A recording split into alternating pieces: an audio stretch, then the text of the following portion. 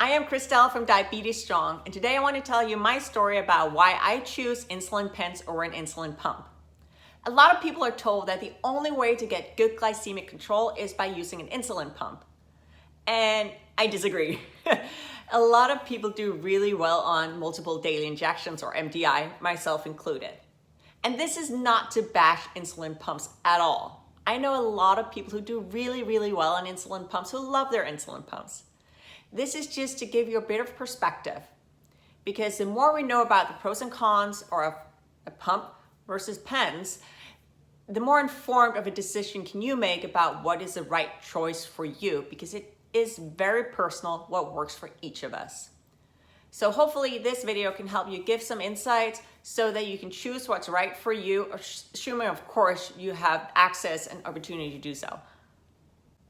Back in December of '97, when I was diagnosed with type 1 diabetes, I was prescribed insulin pens, and that's still what I manage with today. So today I use a pre-filled pen, and I use a durable pen. So the pre-filled pen, this is my basal insulin. I currently use something called Levemir. Means that the insulin is already in here. Once I'm done using all the insulin, I simply throw the pen out. The whole thing goes in the trash. Durable pen is a little different in the size, a little bit sturdier material. It's pink.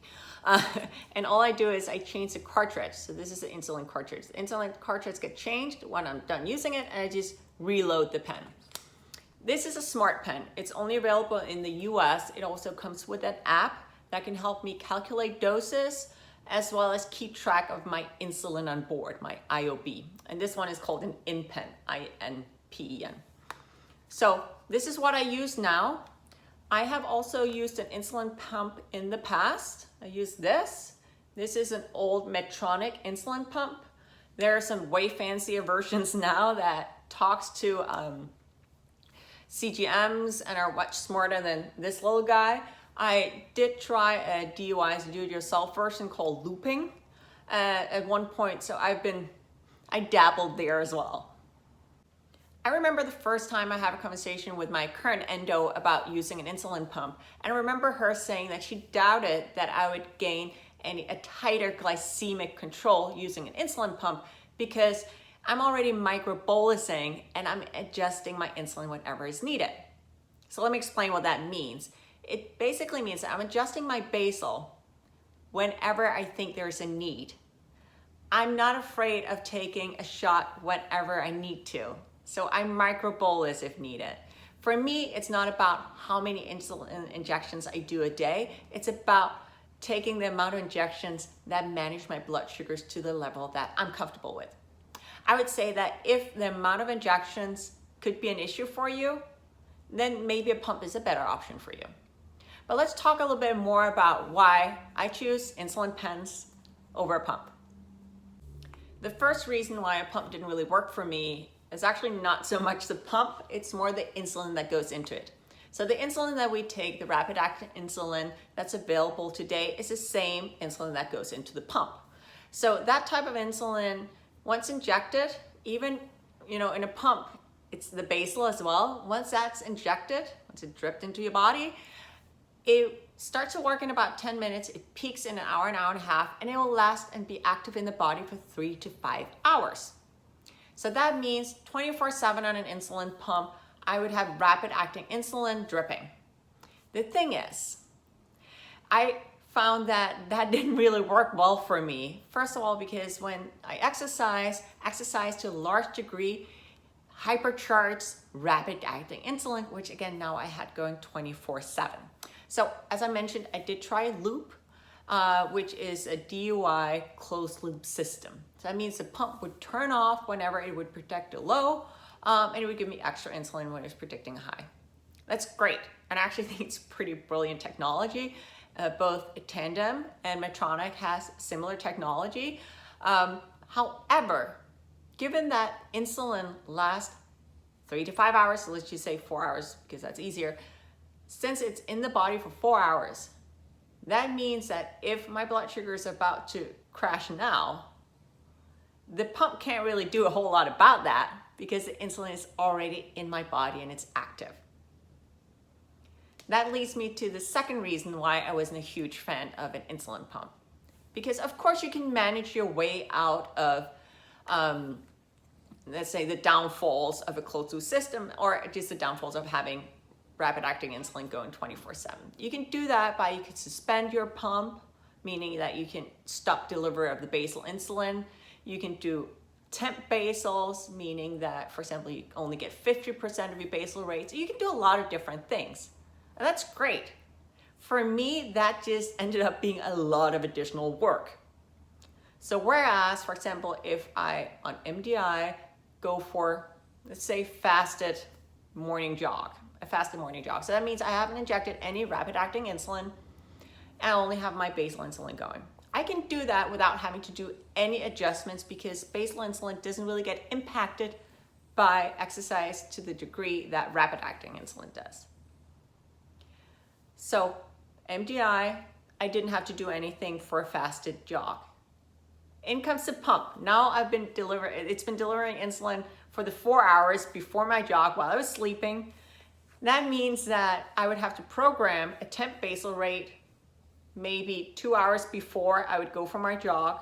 I would have to wake up early to do the manual adjustment, and I would just have to do more work. So for me, that was the case. The third reason is pump malfunctions, meaning that the pump can stop delivering insulin. There could be occlusion in the sense that the delivery of insulin can be stopped. All that can lead to high blood sugars. It can even lead to DKA, which is really, really dangerous. So I would say those three things are the main issues for me regarding insulin pumps. It's the insulin that actually goes into the pump.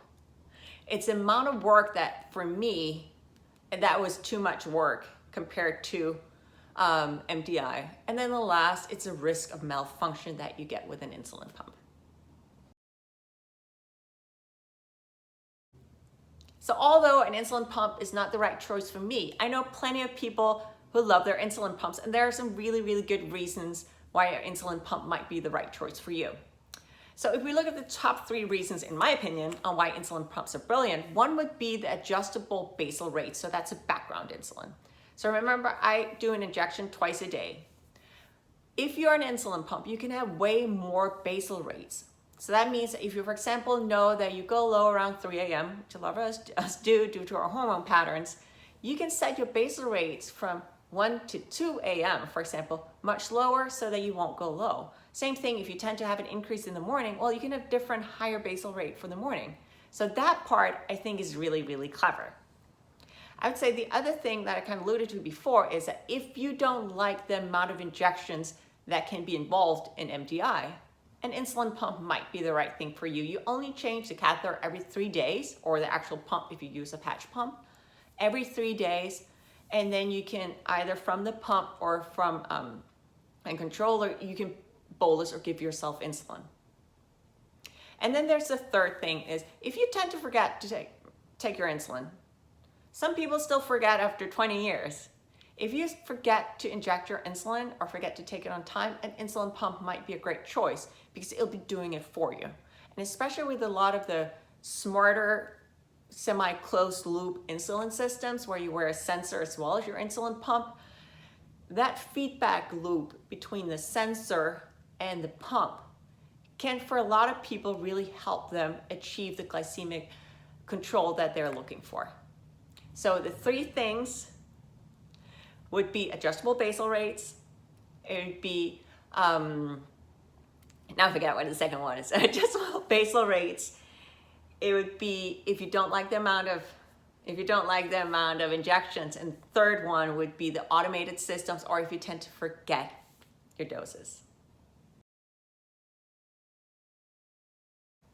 But ultimately, I think it's very individual what works for you versus what works for me. And I think it's important that we explore and we find the options that are right for us. So if you have access to, for example, an insulin pump and MDI, and you want to do 6 months pump, 6 months pens, why not if that's what works for you? And of course, if you have access to both. So that was my story a little bit about why pens works better for me, but also some of the benefits of insulin pumps. So I hope this can help inform your choice. and I hope you find what works for you. Thank you so much for watching.